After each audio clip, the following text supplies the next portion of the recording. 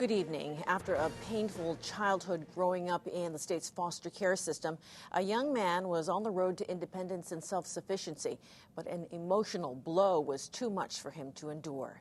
KITV4's Shayne ENRIGHT joins us with more on this tragic story. Shayne?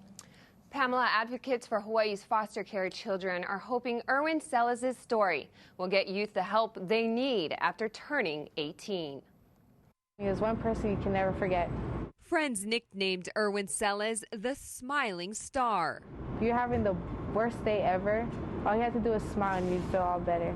A memorial of pictures, messages, and cards is posted inside the Little Caesars in Wahiawa, where Sellers worked for the last year of his life. Co-workers say the young man was a hard worker who was trying to make a good life for himself after suffering through a troubled childhood. At an early age, Sellers and his siblings were split up and placed in separate foster care homes. At 18, Sellers aged out of the foster care system, but based on his determination to get more help, a judge extended his benefits.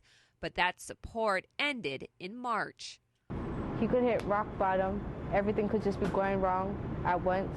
And he find that little strength in himself and he'd pick himself back up and put himself together. But last month, Sellers again felt abandoned when friends say his ex-girlfriend committed suicide.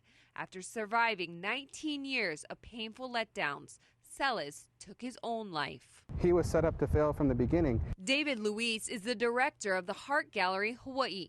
A former foster child himself, Luis is now an advocate for foster children. If he has nobody to share those emotions with about growing up in foster care, about being abandoned, if there's no support, then you feel like you're completely alone. Luis says 90% of the foster children end up homeless 1 year after they age out. He says budget cuts are placing the most vulnerable children at even greater risk. I think that the community needs to know that these kids are in crisis, that they exist. Every time we add another sponsor or another layer of support, they thrive. And really, that's kind of what Erwin needed. Sellers' friends are planning the young man's funeral to ensure his life is honored. If only he knew how much people really did care about him and loved him for who he was. The Heart Gallery of Hawaii is accepting donations to cover costs of the funeral. If you would like to help, we are posting a link to the gallery's website on our website, KITV.com. Reporting live, Shayne ENRIGHT, KITV4 News.